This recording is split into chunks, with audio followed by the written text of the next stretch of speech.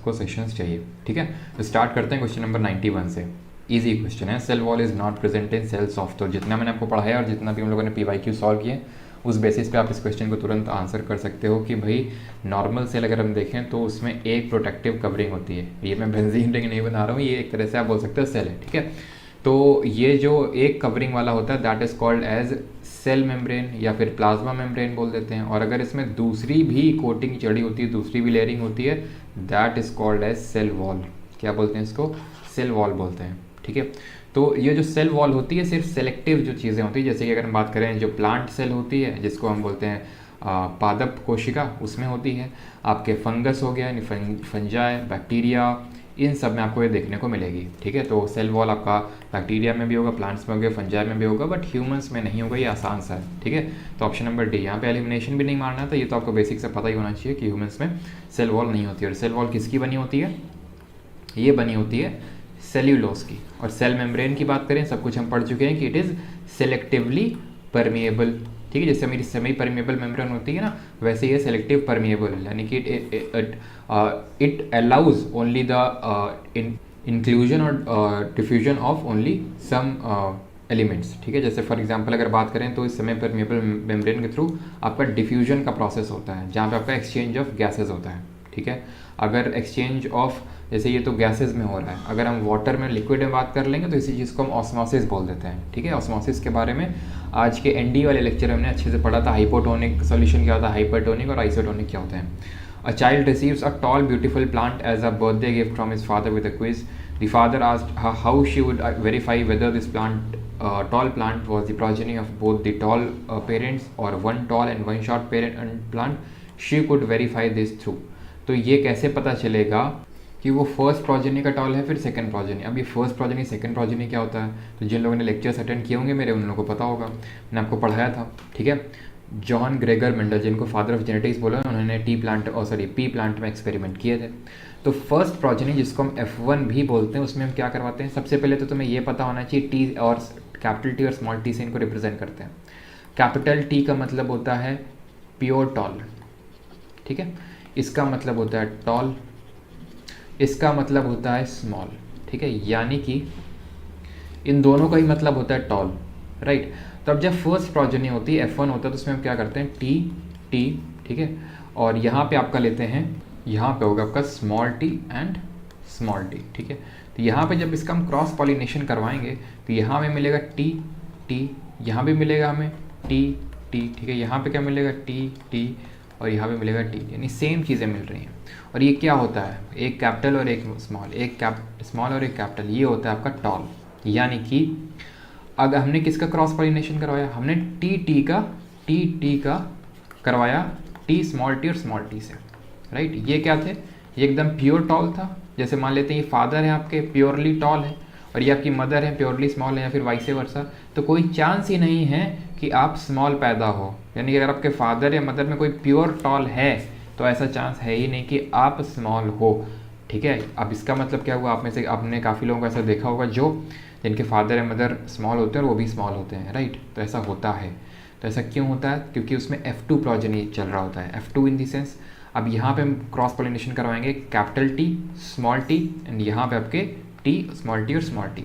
अब जब यहाँ पे क्रॉस पॉलिनेशन करवाते हैं तब जो है स्मॉल टी कैपिटल टी। अब ये बहुत लोग को समझ नहीं आ रहा कोई चल क्या रहा है। इस क्वेश्चन का इससे लेना देना नहीं है, इसमें डायरेक्ट तुम्हें मारना था क्रॉस पॉलिनेशन, बिकॉज इसमें ये क्रॉस पॉलिनेशन ही तो करवा रहे हैं। नेगेटिव प्रोपोगेशन ये कुछ होता ही नहीं। टिश्यू कल्चर ये तो हमने पढ़ा था, जहाँ जो प्लांट रिप्रोडक्शन वाला पार्ट होता है वहाँ पे, ठीक है। क्रॉस पॉलिनेशन आंसर, लेकिन ये इसलिए समझा रहा हूँ बिकॉज इस पर भी CDS में भी क्वेश्चन आया हुआ है, ठीक है। कैसे आया मैं आपको बताता हूँ अभी। तो फिर इसका पॉलिनेशन वो कराओ क्रॉस पॉलिनेशन टी, और यहाँ पे आपको देखो स्मॉल टी एक केस मिला ना, क्या होता है ये? स्मॉल। इसका मतलब ये हुआ कि यहाँ पे अगर मुझसे पूछा ऐसा जाता कि यहाँ पे बता दो प्योर टॉल का, सॉरी, या फिर सिंपल टॉल का स्मॉल से रेशियो क्या है, तो टॉल अगर देखें तो टॉल तो चारों हैं, स्मॉल तो एक भी नहीं है, राइट। अगर मैं F2 प्रोजेनी की बात करूं, F2 प्रोजेनी में, तो यहाँ पे अगर मैं मुझसे पूछ देता टॉल टू स्मॉल का रेशियो, और एक सेकेंड टी, तो हाँ देखो आप यहाँ पे देख सकते हो, ओ सॉरी, यहाँ पे मैंने स्मॉल टी ले लिया, बट यहाँ पे कैपिटल टी होगा, ध्यान रखना है कैपिटल टी होगा, तो इस वजह से यहाँ पे थोड़े रिजल्ट्स चेंज होंगे ऊपर, ठीक है। यहाँ पे आपका कैपिटल टी दोनों आएंगे और यहाँ पे कैपिटल टी और स्मॉल टी। तो यहाँ पे आपसे ऐसे क्वेश्चन पूछा जा सकता है कि बताओ टॉल टू स्मॉल का रेशियो क्या है। तो टॉल टू स्मॉल का रेशियो अगर मैं बात करूँ तो 1, 2, 3 और स्मॉल कितना 1। अगर मैं मुझसे पूछता प्योरली टॉल और स्मॉल का रेशियो, बिकॉज ये क्वेश्चन पूछा है प्रीवियस ईयर में, अब ये सॉल्व करेंगे तो देखेंगे आगे आएगा, ठीक है। इस वाले में नहीं, आगे आएगा, ठीक है। तो प्योरली टॉल तो यहाँ पे एक ही है ना, तो यहाँ पे प्योरली टॉल 1 है, और अगर हम बात करें स्मॉल भी 1 ही है, ठीक है। तो ये रेशियो भी आपको पता होना चाहिए। आगे बढ़ते हैं अभी। आगे अगला क्वेश्चन हिंदी में आप पढ़ सकते हो, इंग्लिश में आपको दिखा देता हूँ। A student was doing an experiment, ठीक है, on increasing the cell division among the plants. She asked the supervisor to suggest the specific plant hormone for the same. Had you been her supervisor, which plant hormone you suggest? लगता है कितना कठिन है, क्या ये student और experiment की बात हो रही है, बहुत आसान है। प्लांट हार्मोन जो मैंने आपको टॉपिक पढ़ाया था, अगर वो आपने ढंग से देखा होगा तो आप इस क्वेश्चन को आसानी से करते जाओगे। तो वहाँ पे मैंने आपको बताया था प्लांट के एक तो होते हैं ग्रोथ हार्मोन्स जो प्लांट को ग्रोथ देते हैं, और एक था मैंने बताया था स्ट्रेस हार्मोन जो प्लांट की ग्रोथ को इनहिबिट करता है, रोकता है। वो स्ट्रेस हार्मोन था तुम्हारा एब्सिसिक एसिड, ठीक। यहाँ पे तो सेल डिवीजन हो रहा है, यानी ग्रोथ हो रही है, तो ये तो होगा नहीं। और सिंपल तुम यहाँ पे देखो, सेल डिवीजन, साइटो का मतलब होता है सेल, किनिन का मतलब होता है division, option number C. Gibberellin तो ये आपका जर्मिनेशन में हेल्प करता है, ग्रोथ है ये भी एक पार्ट, लेकिन ये मेनली जर्मिनेशन में आपको हेल्प करता है। ऑक्सीजन भी प्लांट हार्मोन है, लेकिन मेनली जो हेल्प करता है सेल डिवीजन, साइटोकिनिन, साइटो का मतलब ही सेल होता है, तो ये आपको पता होना चाहिए। अच्छा, मैं आपसे पूछता हूँ कि प्लांट कौन सा एकमात्र गैसियस हार्मोन रिलीज करता है। ध्यान रखना, गैसियस हार्मोन जो एकमात्र होता है दैट इज इथाइन। कौन सा होता है? इथाइन एकमात्र गैसियस हार्मोन होता है, जो कि फ्रूट राइपनिंग में भी यूज़ किया जाता है, ठीक है, वेल्डिंग में भी।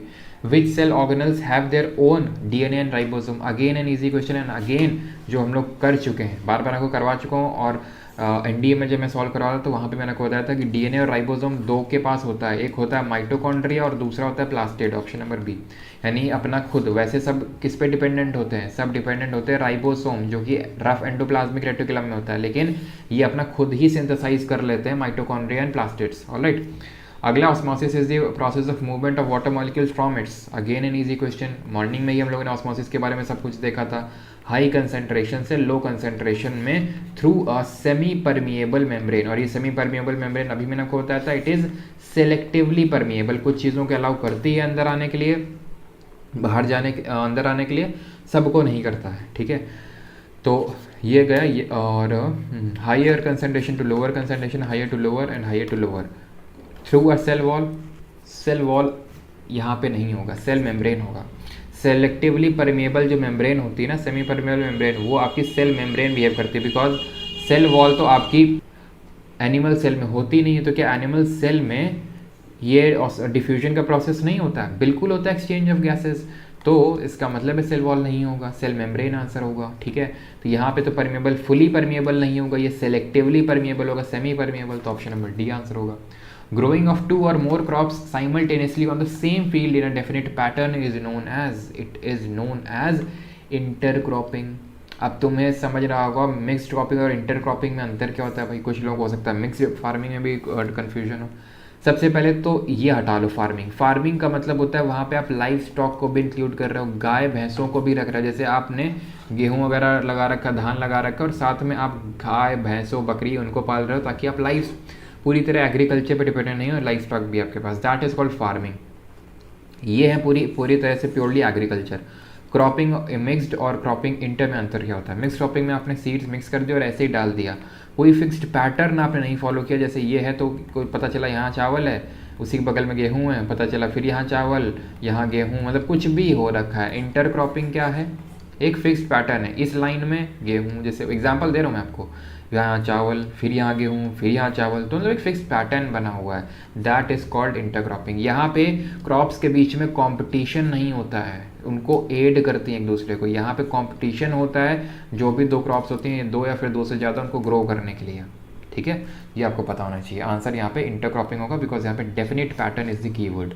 अगला है 97th number, when we heat lead nitrate PbNO3 को hold twice in our boiling tube we observe the emission of brown fumes, which of the following is the brown gas. Brown fumes आपके आते हैं NO2 के, तो option number D answer होगा। बाकी मैं इसके डिकम्पोजिशन एक्चुअली होता है इसका, इस वजह से ब्राउन फ्यूम्स आते हैं, NO2 का रिलीज होता है, तो उसका डिकम्पोजिशन का रिएक्शन भी आपको बताता हूँ। यहाँ पे दो मॉलिक्यूल्स लेते हैं लेड नाइट्रेट के and it is decompose to, ये रिएक्शन डिकम्पोजिशन रिएक्शन होती है आपकी टू, 2 मोल्स आपके ये होंगे लेड ऑक्साइड के, 4 ऑफ NO2 एंड ऑक्सीजन। तो ये जो NO2 रिलीज़ हुई है इसकी वजह से ब्राउन फ्यूम्स आए हैं, ठीक। अच्छा, N2O गैस को क्या बोलते हैं? N2O गैस को बोलते हैं आपका नाइट्रस ऑक्साइड या फिर लाफिंग गैस, इसको लाफिंग गैस के नाम से जानी जाती है, ठीक है। ये गैसेज आपको जैसे आपने सुना तो आपके मन में आने चाहिए कि जैसे लाफिंग गैस N2 को बोलते हैं, तो गैस विद रॉटन एग स्मेल कौन होती है? सड़े हुए अंडे जैसी गंध किसकी होती है? तो H2S की होती है, ठीक है। आपकी कौन सी गैस जो है, जो टायर्स होते हैं, ट्यूब्स होते हैं, या फिर जो चिप्स पैकेट होते हैं उनमें भरी आती है? N2 नाइट्रोजन भरी आती है। कौन सी गैस आपकी भोपाल गैस ट्रेजेडी के लिए रिस्पॉन्सिबल थी? तो मिथाइल आइसोसाइनेट रिस्पॉन्सिबल थी, ठीक है, मिथाइल आइसोसाइनेट ये रिस्पॉन्सिबल थी। तो ये सारे आपको क्वेश्चंस याद आने चाहिए। Which on the following substances do silver articles react with that makes the silver articles black? तो वैसे सिल्वर अगर हम देखें तो रिएक्टिविटी सीरीज़ में नीचे आता है काफ़ी, लेकिन फिर भी जल्दी जल्दी रिएक्ट नहीं करता है, लेकिन सिर्फ एक चीज़ से रिएक्ट कर जाता है, जो हमारी हवा में जो H2S एक तरह से बोल सकते हैं उससे रिएक्ट कर जाता है, हाइड्रोजन सल्फाइड से, और ये रिएक्शन करके बना देता है Ag2S। Ag2S यानी कि सिल्वर सल्फाइड, और इसी ये जो है इसकी कोटिंग चढ़ जाती है, जैसे रस्टिंग होती है आयरन में, लाल कलर की आयरन ऑक्साइड चढ़ जाता है उसमें, वैसे ही ब्लैक कलर का ये चढ़ जाता है Ag2S, ठीक है। आंसर क्या होगा? That makes the silver article black. तो एक तरह से सल्फाइड है, ये सल्फर है जो इसको ब्लैक कर रहा है, तो ऑप्शन नंबर ए सही आंसर होगा, ठीक है। कोई भी ऐसा क्वेश्चन नहीं है जो मैंने आपको पढ़ाया ना हो, सब कुछ हम कवर कर चुके हैं। अगर आपको याद नहीं आ रहा दैट मीन्स आपने रिवीजन नहीं किया, तो रिवीजन करते रहें। Which of the following metals is kept immersed in kerosene oil to protect it and to prevent accidental fire? Again easy question, सब कुछ कर चुके हम लोग। जब रिएक्टिविटी सीरीज कर रहे थे कि कैटरीना ने कार मांगी, कौन सी मांगी थी? ऑल्टो मांगी थी, जेन मांगी थी, फरारी मांगी थी, ठीक है, फिर भी मिली क्या थी उसको? ठीक है, फिर भी मिली क्या? सिल्वर ऑडी, है ना, ऐसे पढ़ा था हम लोगों ने। मैंने आपको बताया था ये जो शुरू के दो होते हैं ना, 2-3 बहुत रिएक्टिव होते हैं। ये जो है इतने रिएक्टिव होते हैं कि इनको केरोसिन ऑयल में डुबो के रखना पड़ता है। अगर खुली हवा में भी रख दिया तो रिएक्ट कर जाते हैं, या फिर ये कोल्ड वाटर से भी रिएक्ट कर जाते हैं। और अगर मैं बात करूँ मैग्नीशियम, इसको चाहिए हॉट वाटर, गर्म पानी थोड़ा सा कर दोगे तब रिएक्ट करेगा। इनको क्या चाहिए नीचे वालों को? इनको चाहिए स्टीम, खौलती हुई भाप, तब ये रिएक्ट करेंगे। नीचे के तो रिएक्ट ही नहीं करते हैं जल्दी फल्दी। जैसे कि अगर हम बात करें, ये आपका लास्ट में गोल्ड है, तो गोल्ड के लिए अलग से एक सोल्यूशन आता है भैया इसको वो करने के लिए, एक्वा रेजिया नाम से, ठीक है, एक्वा रेजिया। इसमें पूछ लेता है कि HCl और HNO3 का रेशियो क्या होता है, तो ध्यान रखना HCl और HNO3 का अगर मैं रेशियो की बात करूँ तो 3:1 होता है। HCl 3 पार्ट्स और HNO3 का 1 पार्ट, तो ये चीज़ आपको ध्यान रखनी है। तो आंसर यहाँ पे क्या हो जाएगा? सोडियम, पोटेशियम में, कैल्शियम में कौन है यहाँ पे मौजूद? या सॉरी कैल्शियम नहीं रखते हैं बिल्कुल, ये आपका कोल्ड वाटर से रिएक्ट करता है नो डाउट, बट अगर केरोसिन ऑयल की बात करें तो ये बिकॉज कैल्शियम जो है वो केरोसिन से भी रिएक्ट कर जाता है, बट ये रिएक्ट नहीं करते। तो पोटेशियम और सोडियम ये केरोसिन ऑयल में डुबो के रखे जाते हैं, आंसर यहाँ सोडियम होगा, ठीक है।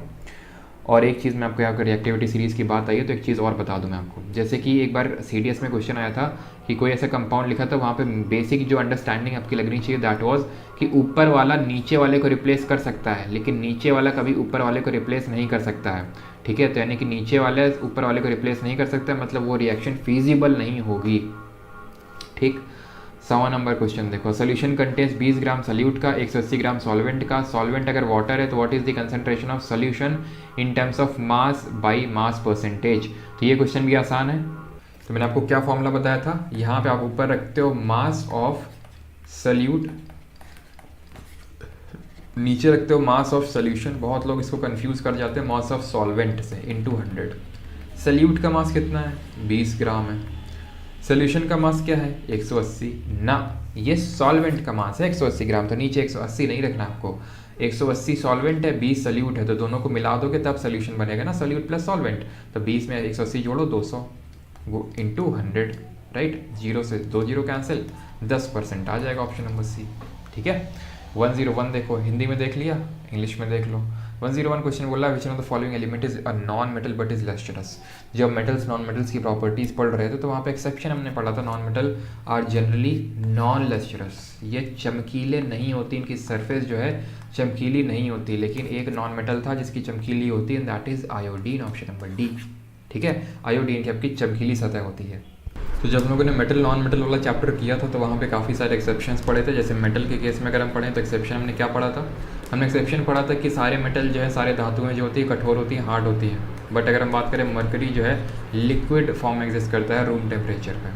ठीक है, और जैसे नॉन मेटल में अगर बात करें तो ब्रोमीन जो होता है आपका वो लिक्विड फॉर्म में एग्जिस्ट करता है रूम टेम्परेचर पे। जो आपका आयोडीन होता है वो लस्ट्रस होता है। नॉन मेटल जो है यूजुअली उतने हार्ड नहीं होते हैं। बट अगर बात करें जो आपका डायमंड है, it is the hardest substance known, तो ये एक एक्सेप्शन है। जो नॉन मेटल्स है वो जनरली आपके कंडक्ट नहीं करते हैं इलेक्ट्रिसिटी को, लेकिन अगर बात करें ग्रेफाइट, ये कंडक्ट करता है। क्यों कंडक्ट करता है, सारी चीज़ हम लोग देख चुके थे। यहाँ पे डबल बॉन्डिंग होती है, यहाँ पे सिंगल बॉन्डिंग होती है, और इसी वजह से जो है ये डिफरेंट प्रॉपर्टीज़ शो करते हैं डायमंड और ग्रेफाइट। ठीक है, जबकि एलोट्रोप हैं सेम ही एलिमेंट के। Which of the following metals has both malleability and ductility properties. अब ये होती कौन सी प्रॉपर्टीज़ हैं? मैलिएबल का मतलब होता है आप पीट के उनको चादर यानी शीट्स में ड्रॉ कर सकते हो। डक्टिलिटी मीन्स पीट के उनको या फिर खींच के उनको तार यानी कि लॉन्ग वायर्स में ड्रॉ कर सकते हो। सोडियम करेगा क्या, ये तो इतना सॉफ्ट होता है कि तुम चाकू से काट सकते हो, तो कि इसका तुम पीट के चादर बना सकते हो, हाँ, या फिर इसका तुम लंबे तार बना सकते हो। इतना सॉफ्ट है चाकू से कट जाता है, नहीं होगा ये। और अगर बात करें मरकरी, ये तो लिक्विड है। सीजियम ये भी आपका ऑलमोस्ट लिक्विड ही आप मान लो, ये तो लिक्विड है ही है, तो इसको इसके तार बनाओगे, इसको पीटे को पहले से पिटा हुआ बेचारा, ये भी नहीं होगा, ये भी नहीं होगा। आंसर क्या होगा, गोल्ड होगा, option number B. We are given 3 copper wires of different lengths and different areas of cross section. Which of the following would have highest resistivity? इसकी हाई रेजिस्टिविटी होगी। अब आप में से बहुत लोग पता है क्या करोगे, R is equal to rho L upon A, rho is equal to R A upon L, area और लेंथ वो करने लगोगे, जबकि वो करना ही नहीं है, क्योंकि वो करने के लिए उसने तुम्हें दिया है। आंसर डी होगा इसका, all the wire would have same resistivity. क्यों? बिकॉज जो रेजिस्टिविटी होती है length area of cross section पे डिपेंड नहीं करती है, मात्र मटीरियल किस चीज़ का बना हुआ है इस चीज़ पे और थोड़ा बहुत टेम्परेचर पे डिपेंड करती है रेजिस्टिविटी। ये जो रेजिस्टिविटी है रो एक कांस्टेंट है, तो कॉपर का एक फिक्स्ड रेजिस्टिविटी होगा, चाहे कितना लंबा तार ले लो, कितना ही क्रॉस सेक्शन के ले लो, कॉपर का रेजिस्टिविटी सब में सेम होगा। That's why all the wires would have same resistivity. Which of the following statement about fusion is correct? भले 3 स्टेटमेंट दिए हों, लेकिन स्टेटमेंट को ढंग से पढ़ोगे तो एलिमिनेट हो जाएंगे। पहला बोल रहा है it is the creation of new individual by means of cell division in unicellular, यानी कि ये है इसमें सेल डिवाइड हुआ और ये न्यू बन गए। It is related to the formation of heavier nucleus into related to transformation of heavier nucleus into smaller nucleus. वही चीज़ बोल रहा है जो पहला बोल रहा है, यानी कि अगर पहला होगा दूसरा होगा, दूसरा होगा तो पहला होगा। It is related with the creation of heavier nucleus by means of combining 2 higher nucleus. समझ रहे हो, इसका उल्टा है कि नहीं, जो दोनों बोल रहे हैं उसका उल्टा है। यहाँ बोल रहा है 1 टूटेगा 2 बनेंगे, यहाँ बोल रहा है 2 बने जोड़ेंगे तो 1 बनेगा, यानी या तो 1 2 होगा या तो 3 ओनली होगा। 3 ओनली कहीं दिख नहीं रहा, 1 2 ओनली है। बाकी तो आपको पता ही होना चाहिए, फ्यूजन का मतलब होता है टूटना, फ्यूजन का मतलब होता है जोड़ना, राइट। तो यहाँ पे आंसर होगा ऑप्शन नंबर सी। जैसे कि अगर बात करें न्यूक्लियर फ्यूजन से हमारा हाइड्रोजन बॉम्ब बनता है, हमारा जो न्यूक्लियर फ्यूजन से सन जो एनर्जी बनाता है फ्यूजन से बनाता है, लेकिन जो हम एनर्जी बनाते हैं न्यूक्लियर रिएक्टर्स में वो फ्यूजन के थ्रू बनाते हैं। कौन सा आपका आइसोटोप यूज़ होता है, किसका? यूरेनियम का आइसोटोप हम यूज़ करते हैं, उसमें U235। ठीक है, उसमें हम मॉडरेटर किसको यूज़ करते हैं, हैवी वाटर को हम मॉडरेटर के तौर पर यूज़ करते हैं, ताकि न्यूट्रॉन्स जो है उनको स्लो डाउन कर सकें, ताकि चेन रिएक्शन को हम स्लो डाउन कर सकें। 105 देखो, विच of the following is an electric conductor. Conductor कौन सा है? प्लास्टिक कंडक्टर है, हाँ। वुड कंडक्टर है। डिस्टिल्ड वाटर ये भी कंडक्टर नहीं है, ठीक है, ये भी कंडक्ट नहीं करता बिकॉज इसमें आयंस नहीं बनते हैं, आयंस नहीं होते हैं। तो ऑप्शन नंबर सी वो आंसर होगा। ये तो कंडक्टर हो ही तुम, तभी तो तुम्हें झटका लग जाता है, तो तभी तो तुम्हें झटका लगता है बिकॉज तो ये करंट फ्लो रहा है, अब तुमने इसको अपने हाथ से पकड़ लिया, करंट फ्लो हो रहा है, तो मतलब ये हो कि तुम कंडक्टर हो, तभी तो तुमसे वो फ्लो हुआ। अगर तुम कंडक्टर ना होते तो तुम्हारे पास करंट आता ही नहीं, इलेक्ट्रॉन्स आते ही नहीं एकदम से। A non-spherical shining spoon can generally be considered as, जो non-spherical की बात हो रही है यहाँ पे, ठीक है, spherical नहीं, non-spherical shining spoon, ये आपकी पैराबोलिक मिरर होगा, ठीक है, ऑप्शन नंबर बी सही आंसर होगा, ठीक है, पैराबोलिक मिरर। अगला क्वेश्चन देखते हैं, निम्नलिखित में से विद्युत धारा के तापन प्रभाव की खोज करने वाला अग्रणी कौन था? ये भी हम लोग कर चुके हैं कि हीटिंग इफेक्ट ऑफ करंट किसने डिस्कवर किया था? जेम्स जूल ने डिस्कवर किया था। Which of the following laws of electromagnetism does not give the direction of magnetic field. तो राइट हैंड थंब रूल तो देता ही है कि भाई जो स्टेट करंट कैरिंग कंडक्टर है, अगर उसमें करंट फ्लो हो रहा है तो उसके अराउंड आप करंट के डायरेक्शन में अंगूठा रखो, अपनी उंगलियों को मोड़ो, उसी डायरेक्शन में मैग्नेटिक फील्ड होगा। ये भी आपका लेफ्ट हैंड रूल अगर आप देखो तो MBA मैंने आपको बताया था, अगर NDA वाला क्लास देखा होगा, कि मोशन, मैग्नेटिक फील्ड और आपका करंट लेफ्ट हैंड और राइट हैंड दोनों देते हैं। फैराडे का लॉ ऑफ इलेक्ट्रोमैग्नेटिक इंडक्शन ये आपका EMF इलेक्ट्रोमैग्नेटिक फोर्स देता है, ना कि आपका मैग्नेटिक फील्ड। और एक चीज़, इससे हम क्या डिटरमाइन करते हैं लेफ्ट हैंड रूल से, फोर्स कितना लग रहा है। मैग्नेटिक फील्ड तो निकलती है बट फोर्स मेनली निकालने के लिए हम यूज़ करते हैं force through a motor, and इससे हम निकालते हैं करंट थ्रू अ जनरेटर। इस चीज़ को याद रखिएगा, force motor left hand rule, current generator right hand rule, ठीक। An antibiotic is not useful against virus whereas a vaccine is which of the following is the most appropriate reason for this. ये भी हम लोग कर चुके हैं, right, क्योंकि सारे NCERT बेस्ड क्वेश्चन हैं आपके। तो एंटीबायोटिक बैक्टीरिया के अगेंस्ट तो कारगर होती है बट वायरस के अगेंस्ट नहीं, उसके अगेंस्ट हम वैक्सीन लेते हैं। बैक्टीरिया के अगेंस्ट वायरस जो आपकी एंटीबायोटिक इसलिए कारगर होती है बिकॉज जो इसका फॉर्मेशन का प्रोसेस होता है, बैक्टीरिया जैसे बनता है उसको ये हिंडर कर देता है, बनने ही नहीं देता, उस प्रोसेस को हिंडर कर देता तो बैक्टीरिया बनता ही नहीं। लेकिन वायरस तो वैसे बनता ही नहीं है, इसका तो जेनेटिक मटेरियल होता है कुछ ना कुछ, तो क्योंकि वो बनता ही नहीं है तो एंटीबायोटिक काम ही नहीं कर पाएगी ना वायरस के खिलाफ, ठीक है, तभी हम उसके खिलाफ वैक्सीन लेते हैं। Antibiotic can break RNA only where virus has DNA, ऐसा नहीं है, वायरस में RNA भी होता है, उनको हम रेट्रो वायरस बोलते हैं। जैसे हमारा कोविड-19 का जो वायरस है वो रेट्रो वायरस है, तो ये तो गलत हुआ। An antibiotic is a carbohydrate in its chemical nature where a vaccine is a protein which works only a vaccine can break the genetic material of virus. तो only a vaccine can break the genetic, ना vaccine तो आपका prevent करती है, vaccine virus को मारती नहीं है, वो वायरस को आने के प्रोसेस को प्रिवेंट करती है। तो वैक्सीन इज़ नॉट लाइक आपका एंटीबायोटिक उसको एक तरह से मारती है, वैक्सीन प्रिवेंट करती है, ठीक है, तो वो होने नहीं देती, तो उसको हम पहले लेते हैं, ठीक है, वैक्सीन को। जैसे हमने कोविड ना हो इसलिए हम पहले से वैक्सीन लिए हैं, ठीक है।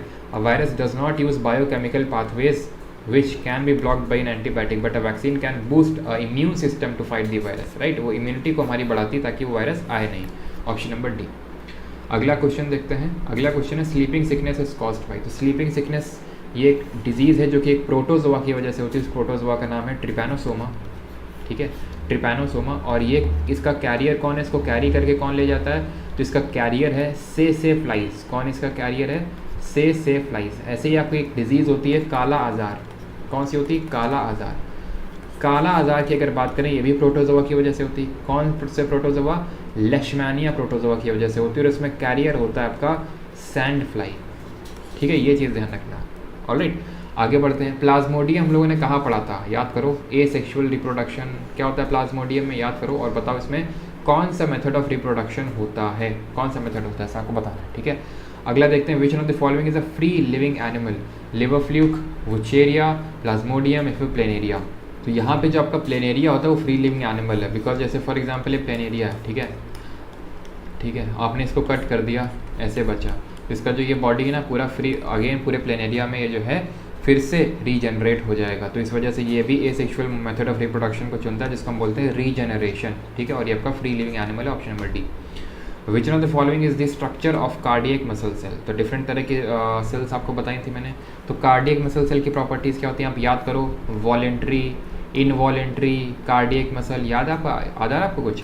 वॉलेंट्री में मैंने आपको क्या बताया था, जैसे कि वॉलेंट्री मतलब आप कंट्रोल कर सकते हो, जैसे कि फॉर एग्जांपल बाइसेप्स को कंट्रोल कर सकते हो, बिल्कुल कर सकते हो। तो जहाँ पे भी बोनी मसल्स होती हैं, जहाँ बोन प्रेजेंट होती है, वो वॉलेंट्री होती है यूजुअली। इनवॉलेंट्री कौन सी होती है, जिनको आप कंट्रोल नहीं कर सकते, जैसे आइरिस ऑफ आई हो गया, अपने आप वो खुद से ही रेगुलेट होता है। यूटेरस हो गया, ठीक है, ये सारी चीज़ें इनवॉलेंट्री होती हैं, आप इनमें कंट्रोल नहीं है। आपका जैसे हार्ट हो गया, तो हार्ट के लिए अलग से कार्डियक मसल का नाम देते हैं। ये कार्डियक मसल की अगर बात करें, ये सिलेंड्रिकल होती हैं, ब्रांचड होती हैं और यूनी न्यूक्लिएट होती हैं। ये मैंने आपको फीचर्स बताए थे। ये इसको याद रखना आसान काम नहीं है, लेकिन याद तो रखना ही पड़ेगा ना, क्वेश्चन आता है। तो ये वहाँ पे मैंने आपको डिफ्रेंसिएशन बताया था, उसको आपको रिवाइज करना है, ठीक है, वॉलेंट्री, इनवॉलेंट्री और कार्डियक मसल। अगला, विच of the following naturally occurring acids is found in abundance in tomato. NDA से रिपीटेड है डायरेक्टली, ठीक है, हो सकता है आपको आता हो, डजेंट मैटर, लेकिन मैं आपको ये दिखा रहा हूँ कि NDA से रिपीट होता है, जैसे NDA के सेशन में भी रेगुलर रहा करें। ओ से जैसे टमाटर आपका गोल होता है, और ऑक्जेलिक एसिड ओ भी आपका गोल होता है, ऐसे याद करवाया था। एसिटिक एसिड आपका विनेगर में होता है, 5 to 8% एसिड होता है इसमें विनेगर में, ठीक है। और सिट्रिक एसिड आपका लेमन में होता है, टार्टरिक एसिड आपका टैमरिंड यानी इमली में होता है। हिंदी में इस क्वेश्चन को देख लो, इंग्लिश में आपको दिखाता हूँ। इंग्लिश में आपका विच of the following is used in soda fire extinguishers. आज ही मॉर्निंग में एनडीए वाले क्लास में बताया है। आपका सोडियम हाइड्रोजन कार्बोनेट, जिसको हम बोलते हैं खाने वाला सोडा, बोले तो बेकिंग सोडा। किससे बनाते हैं? इसको हम NaCl का यूज़ करके बनाते हैं, ठीक है। NaCl में आपका रिएक्शन होता है अमोनिया का और कार्बन डाइऑक्साइड का रिएक्शन करवाते हैं और फिर हमारा यहाँ पे बनता है NaHCO3 और हमारा NH4Cl भी बनता है। फिर इसी से हम फर्दर बनाते हैं धोने वाला सोडा, जिसको वॉशिंग सोडा बोलते हैं। वॉशिंग सोडा क्या होता है भाई? Na2CO3। अगर हम उसको हाइड्रेट कर दें तो उसमें 10 वाटर के मॉलिक्यूल लग जाएंगे। इसको कहाँ यूज़ करते हैं? इसको परमानेंट हार्डनेस होती है वाटर को, उसको रिमूव करने के लिए यूज़ करते हैं, ठीक है। तो वहाँ पे क्वेश्चन क्या था, एनडीए में पूछा गया था कि इसमें से सोडियम के द्वारा कंपाउंड कौन सा नहीं बनता है। तो सोडियम का एक था ब्लीचिंग पाउडर, ये था आपका बेकिंग सोडा, वॉशिंग सोडा और प्लास्टर ऑफ पेरिस, या शायद जिप्सम था। तो जिप्सम था सर। जिप्सम में आपका सोडियम क्लोराइड का यूज़ नहीं होता है, जिप्सम होता है आपका ये। इसको 373 केल्विन में हीट करते हो तो 1.5 वाटर के मॉलिक्यूल चले जाते हैं और ये बन जाता है प्लास्टर ऑफ पेरिस, ठीक है। बात अगर हम कर लें आपका ब्लीचिंग पाउडर का, तो उसका फॉर्मूला होता है आपका CaOCl2, कैल्शियम हाइपोक्लोराइट। इसको हम एज एन ऑक्सीडाइजिंग एजेंट भी यूज़ करते हैं। बाकी हम प्योरीफिकेशन ऑफ वाटर में तो यूज़ करते ही हैं इसका, बट ऑक्सीडाइजिंग एजेंट के तौर पे भी यूज़ होता है, ठीक है। और बेकिंग सोडा तो आपको पता है डिफरेंट, जैसे कि केक वगैरह में यूज़ होता है ताकि इसमें फ्लफीनेस आ जाती है, बिकॉज इसमें CO2 रिलीज होती है। ये इस बार CAPF में क्वेश्चन पूछा गया था, ठीक है। Which one of the following sodium compounds is use for softening hard water. ले भैया, अभी जो ऊपर बोल रहे थे वही आ गया, धोने वाला सोडा Na2CO3। ये तो खाने वाला NaHCO3। 116 छूट गया आई थिंक, एक सेकेंड। 116 क्या है? 116 अगेन उसी चैप्टर से है जैसे जिस चैप्टर से आपके ऊपर वाले 2 क्वेश्चन हैं, और ये भी कर चुके हम लोग कि calcium oxide reacts vigorously with water to produce slaked lime COH का whole twice whose solution is used for, sorry एक second, calcium oxide reacts vigorously with water to produce slaked lime whose solution is used for whitewashing of walls। बिल्कुल। this slaked lime reacts with the component A in air to form a thin layer component B to give a shiny finish। बताइए, इसको तो हम use करेंगे white washing of walls में। फिर यहाँ पे किससे रिएक्ट कर जाता है, जिसको हम यूज़ करते हैं शाइनी फिनिश देने के लिए। तो ये आपका मैंने आपको बताया था CO2 कार्बन डाइऑक्साइड से रिएक्ट करता है, जिसके बाद बनता है CaCO3। आंसर क्या हो जाएगा? Option number D, CO2 COCO3। O2 तो होगा ही नहीं, ठीक है। ये भी नहीं होगा क्योंकि यहाँ पे तो साफ साफ लिख रहा है स्लेक्ड लाइम ऊपर, तो स्लेक्ड लाइम से ही आप स्लेक्ड लाइम थोड़ी ना बना दोगे, स्लेक्ड लाइम से स्लेक्ड लाइम थोड़ी ना बन जाएगा। तो ये भी क्या, ये भी क्या, आंसर हो जाएगा आपका ऑप्शन नंबर डी, CO2 और COCO3। जिसने रिवीजन किया उसके लिए सब हलवा क्वेश्चन है एकदम, ठीक है।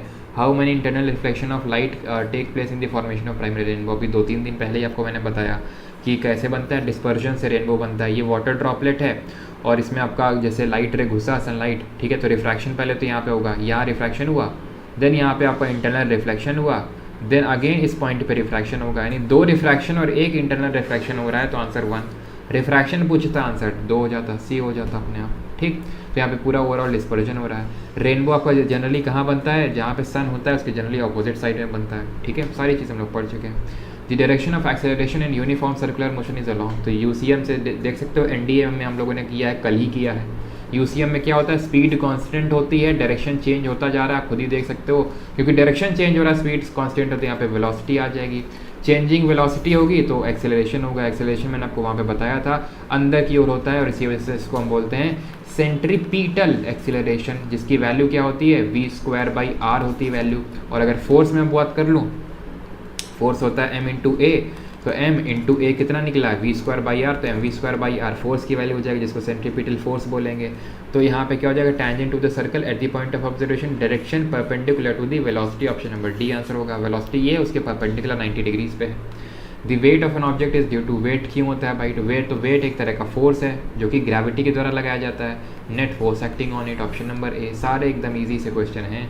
Size of nano particle, I think ये लास्ट है ना, एक सेकेंड, हाँ ये लास्ट है। तो ये क्वेश्चन आप आंसर करेंगे, size of particles being studied in nano technologies about, कितना साइज होता है जो नैनो टेक्नोलॉजी में हम यूज़ करते हैं। तो जितने भी हम लोगों ने क्वेश्चन पढ़े, शायद कोई ऐसा क्वेश्चन हो जो हम लोगों ने ना पढ़ा हो, जो ना किया हो। तो इसी वजह से बस रिविजन करते रहें, कोई दिक्कत नहीं होगी आपको साइंस सेक्शन में, चाहे 50 क्वेश्चन है एनडीए में, चाहे 30 क्वेश्चन है सीडीएस में, कुछ भी प्रॉब्लम नहीं आएगी। बाकी करंट अफेयर्स की पीडीएफ आपको जल्द मिल जाएगी। बाकी वीडियो अगर अच्छी आती है तो एक प्रोत्साहन के लिए एक कमेंट लिख दिया करें, अगर अच्छा लगता है तो अच्छा, बुरा लगता है तो उस बुरा भी लिख दो अगर बुरा लगता है तो, ठीक है।